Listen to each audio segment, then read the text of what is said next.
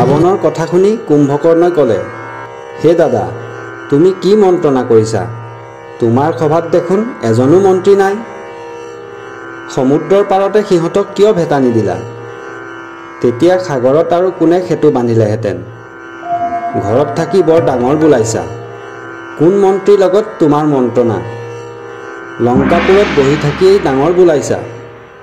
বনৰ বান্দৰে আহি লংকা বেৰিলেহি। বালিতকৈ সুগ্ৰীৱ পৰাক্ৰমী নহয়। প্ৰবন্ধ কৰি তথাপি সংগ্ৰামত জিকিলে। মহাৰাণী তাৰাই অৰ্ধেক ৰাজ্য পালে। তোমাতকৈ সুগ্ৰীৱ বান্দৰবিলাকহে বুদ্ধিমান। কুম্ভকৰ্ণই ৰাৱণক ইমান কথা কোৱাত ৰাৱণ খঙত অগ্নিৰ নিচিনাকৈ জ্বলিবলৈ ধৰিলে। কুৰি চকু লাল কৰি ৰাৱণে ক'লে, সদায় ঘৰৰ ভিতৰত শুই থাকি স্বৰ্গমৰ্ত্য পাতাল জিনিলোঁ। দৈৱৰ বন্ধন খণ্ডন নহয়। মই তোৰ কনিষ্ঠ নহয়, জ্যেষ্ঠ ভাতৃ।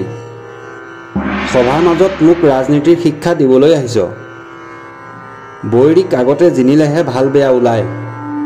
কুম্ভকৰ্ণই ক'লে, হে ভাই, তুমি বেছি কথা নক'বা। বিপদৰ সময়ত শহুদৰে নীতি কথা কৈছোঁ। মোলৈ তুমি শংকা নকৰিবা। বৈৰীক মাৰি সোণৰ লংকাপুৰী ৰক্ষা কৰিম। শ্ৰীৰামৰ মূৰ কাটি তোমাক দিমহি।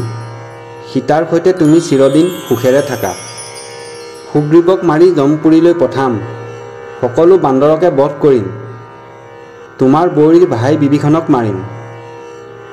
লংকাপুৰীৰ বৈৰী হনুমানক বধ কৰিম। সেই বুলি কৈ কুম্ভকৰ্ণই যুঁজিবলৈ ইচ্ছা কৰি যাত্ৰা কৰিলে। সেই সময়তে ভাই মহোদৰে সন্মুখত গৈ বাধা দি ক'লে, হে ভাই, তুমি বহুদিন অচেতন হৈ নিদ্ৰাগত আছিলা। তোমাৰ পুৰবাসী নাৰীবিলাকে চাবলৈ ইচ্ছা কৰিছে। এবাৰ অন্তেশপুৰীলৈ ব'লা। কুম্ভকৰ্ণই ক'লে, কি কোৱা মহোদৰ? সন্মুখত বিপক্ষই বহি যমদূতৰ নিচিনাকৈ চাৰিদুৱাৰ ঘেৰি আছে। গতিকে আগতে ৰণত জিনি আহোঁ, তাৰ পিছত অন্তেশপুৰলৈ যাম। এনেকৈ মহোদৰ আৰু কুম্ভকৰ্ণ দুয়োজনে কথা পাতি থাকোঁতেই সিংহাসনৰ পৰা ৰাৱণ উঠি আহিল। সংগ্ৰামৰ সাজে ৰজাই নিজেই সাজ পিন্ধালে। ইমান সুন্দৰকৈ সজাইছে যে ৰাক্ষসে দেখি পুলকিত হৈছে। কমাৰৰ চাকৰ নিচিনা মণিকৰ আঙুঠি কুম্ভকৰ্ণৰ আঙুলিত পিন্ধাই দিলে। মাথাৰ মুকুট যেন মৈনাক পাহাৰহে। স্থানে স্থানে মৰকত শোভা কৰিবলৈ ধৰিলে। গলাত মণিময় হাৰ পিন্ধাই দিলে। কুম্ভকৰ্ণই যুঁজিবলৈ অকলে যাত্ৰা কৰিলে। তেওঁক দেখি আকাশৰ চন্দ্ৰ খহি পৰে। বায়ু মন্দগতিত ববলৈ ধৰিলে। মেঘে ৰক্ত বৰিষে। বসুমতী কঁপিবলৈ ধৰিলে। গড়ৰ বাহিৰ হৈ কুম্ভকৰ্ণই যুঁজিবলৈ ওলালে। তাকে দেখি বান্দৰবিলাকে গৰ্জন কৰিবলৈ ধৰিলে। কুম্ভকৰ্ণক দেখি সকলোৰে ভয় লাগিলে। হাতৰ পৰা গছ পাথৰ পেলাই পলাবলৈ ধৰিলে। শতবলি আদি কৰি কোটি কোটি বান্দৰ পলাবলৈ ধৰিলে। আনকি মন্ত্ৰী জাম্বুবান, বীৰ হনুমানকে আদি কৰি সকলোবিলাক পলালে। কুম্ভকৰ্ণৰ যুদ্ধ। বান্দৰ সৈন্যবিলাক কোনেও তিষ্ঠিব নোৱাৰি পলাবলৈ ধৰিলে। খঙত অংগদে এক দৃষ্টিৰে চাবলৈ ধৰিলে। অংগদে ক'লে, হে কপিগণ, তোমালোকে কি কাৰণে পলাইছা? একে স্বৰতে ৰাক্ষসৰ জীৱন বধিম। জীৱন মৰণ নিজৰ বশত নাই। যুদ্ধ কৰি মৰিলে পৃথিৱীত তাৰ কীৰ্তি থাকিব। যত যুদ্ধ কৰা হ'ল সেইবিলাক গণ্য নহয়। আজি ৰণত জিনিলে তাকে পুৰুষ বুলি মানিব পাৰি। তোমালোক দেৱতাৰ পুত্ৰ, দেৱ অৱতাৰ। ৰাক্ষসৰ যুদ্ধত কিয় সংসাৰক হাঁহি আঁতৰ পাত্ৰ কৰাবা? কথা শুনি সকলো কপিবিলাকে পুনৰ ঘূৰিবলৈ ধৰিলে। বালিৰ নন্দনে এনেকৈ কৈ সকলো সৈন্যকে ঘূৰাই আনিলে। জাপ দি কপিসকলে আকাশত উঠি গছ পাথৰ বৰষিবলৈ ধৰিলে।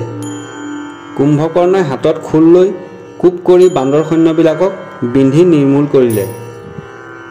বৰ বৰ বান্দৰবিলাকক শূলেৰে বিন্ধি মাৰিবলৈ ধৰিলে, যেন তৃণবিলাকে জুইত পৰি পুৰি মৰে। বান্দৰ সৈন্যই পৰ্বত তুলি মাৰিবলৈ ধৰিলে। সেইবিলাকে কুম্ভকৰ্ণৰ অংগত যেন তৃণহে লাগিছে। কুম্ভকৰ্ণৰ অতি ভয়ংকৰ খং উঠিল। বান্দৰবিলাকক দুই হাতেৰে ধৰি গিলিবলৈ ধৰিলে।